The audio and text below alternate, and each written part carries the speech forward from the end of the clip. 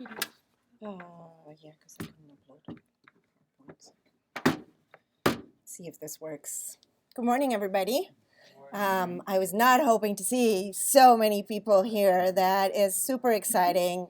This is my first time here, and I thought, well, I'm going to go into an environment probably being the bad guy. So I'm glad you're here. And Jake was a perfect introduction to this topic. And I just want to add to what Jake said in the complexities of working with the tourism sector. It's amazing to see that an owner of a tourism company, which is the case for Iberostar as well, can take action, but that's not the structure of tourism. And that's why we have still a long way to get tourism companies engaged. However, we are here today, both Jake and I, to tell you it's a great resource, and it's a great resource, and I'll pick up on a line that Jake said, not to give you donations, but this is our core business. No coral, no beach, no client. And so with that said, a little bit about our company. We have a very strong commitment to our ocean. We are a family-owned company that has been around for over 60 years. The family is from an island in Mallorca, and they're very committed. They have the next generation growing up, loving the ocean as well. We operate in 100 plus countries. We have 30,000 employees, and we reach out to over 1 million clients. This one creates a ripple effect to others. So keep those numbers in mind for some of the things that we're doing and that you are doing. In 2020, the company came together and in 2021 launched what is called Wave of Change. And this is our commitment to the ocean. This is where we want to be and what we want to do in order to preserve the ocean. And we have 5 key components, of which coastal health is one. But if you look at these commitments, these apply to coral reefs as well. None of these elements, or corals couldn't exist if we don't address any of these elements. We need to address waste, we need to address climate change, we need to address water quality, we need to address sustainable seafood. We need to engage others beyond us and reach those 8 million people and what they can reach in order to understand that the ocean is not only our job to fix, but everybody's. And that is equal to coral reefs is not just our job, it's everybody's job.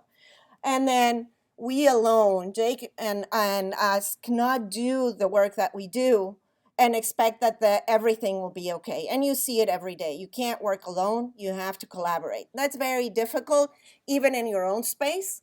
Imagine that with companies that have to compete with each other. So understanding that we have an obligation to be leaders is important to us.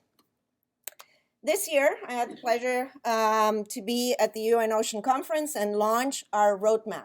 Why is this roadmap important? It's important because it's a guideline, not just for us, but for companies that are interested in doing the right thing for the ocean, and that encompasses working with corals. It's also important because it has a set of KPIs that we put out there for the world to see and make us accountable on. So when you look at this document, you will see a thing, and then in 2 years when we meet again, you can come to me and my team that I'll introduce in a second and say, hey, you haven't met this. And we're responsible to you and to everybody else to do that. We built this around not goals, but business cases. And why business cases? Again, because without corals, without beach, we don't exist. And so we want to tell this not only externally, but internally. We want the company to understand that what we do in coastal health, as Jake mentioned, isn't we give donations and let you do your work. No, this is the core business. This implicates marketing, it implicates finance, it implicates operations. It is what every one of us should be thinking in the company and what everybody working in a tourism company should be thinking about. Today we'll focus on 2 things that are primarily the talks that we've had over the time. Not to say that we don't focus on carbon sequestration and being carbon neutral, because we saw the consequences this week. So that is a primary goal for us. We cannot do anything that we do if we do not address climate change. And the other component that I'll talk about is our importance on risk reduction. And again, the product that we sell in tourism, beach and water quality. We do this with 4 pillars of work. One is knowledge. The other one is leading through action. If we don't know how to do it, it's most likely that somebody that doesn't have a team that I'll introduce, as I said, will not be able to do it. And then we want this to be operations, I mentioned that, but we want people to discover the ocean. And we have, if you recall, 8 million people that we can teach. Coming back to not being a CSR, but rather understanding impact, climate of impact in the coast. We have 80% of our hotels are in coastal areas. In many of those, in very high risk coastal areas. And as you saw this week, this is something that is internal to us. Our highest cost in these areas where we have high risk is insurance premiums. So to me, to go back to the company, I don't say, I want to do CSR.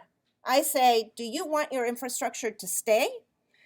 Then we have to do something, not just with coral reefs, and I want to highlight that as well. We don't focus just on coral reefs. We focus on the entire ecosystem, from corals to seagrass to mangroves to dunes, or depending on where we are, other ecosystems that help us achieve exactly this purpose. Our approach is research-based. No decision is made without the adequate research. Management. We cannot operate in an area if we don't have a continued management. And you saw that from the presentation of Bonaire. One of the key success factors is having adequate management in the areas that you operate. And as I mentioned now repeatedly, being part of the operations. I'd like to introduce my team. If you can get up, Victor, who's already been introduced by Jake, and I think we have Macarena, Joanna, and Camilo sitting here as well. We also have a team member in Spain who's not part of the coral restoration component. However, we're looking at other elements in Spain with ecosystems as well as for the entire Mediterranean region. Ignore those times, but please do come see us. Macarena's presentation already happened, but we still have Joanna, Camilo, and Victor presenting. So come learn more because they are the experts. Let's talk about why we're here. Let's talk about resilience and how coral reef restoration in our destinations is important. Our objectives, as I mentioned, are not just improving health, coastal health. That is one thing. Improving the health of the ecosystems is the next thing. But more importantly, we want to recover the function of these ecosystems. And we have had people who've made more presentations on this and 2 slides that show how tourism come into the equation and the reef function comes into the equation. So I won't go into that. But let's go into our pillars and look at research. And when we look at research, you will see this today. These are some of the work that we do. And this is what tells us where should we go, where shouldn't we go into the services that we require. So before we do any outplanting, we want to make sure we do this for the long term. And that what we are selecting as the corals that go into reef restoration are the corals that are not going to die tomorrow, but are going to be long term. Also, we want to restore the functionality of the reef. So Macarena works on getting us the right coral, and Johanna gets us on getting us the right reef structures with the right species into the water. And then Camilo and Victor work at the entire ecosystem approach. So this is something you will learn more for. And if you don't have the time to see all of them, then go visit our page with the publications that we've done. These are just some examples of the work that is out there. We believe in open source. We believe that if we have the resources, we want to share that with the world. We can't do this without partners. And so we have research partners, and later on we will talk about partners that work with us in general. The second component, as I mentioned, is management. Without management, we can't ensure the long-term effects that we do. So there's 2 components into this. How can we as private sector come in? That's very difficult. This is the role usually of the governments or the NGOs. So what we want to do is we want to make sure that we create opportunities of collaboration for management. In Jamaica, and Victor will present this tonight, so I won't go into detail, we're establishing a protected area that's a fish sanctuary, and we're taking the fishermen that are currently fishing and working with them and making them coral gardeners. And also giving them the tools so they can fish further and better.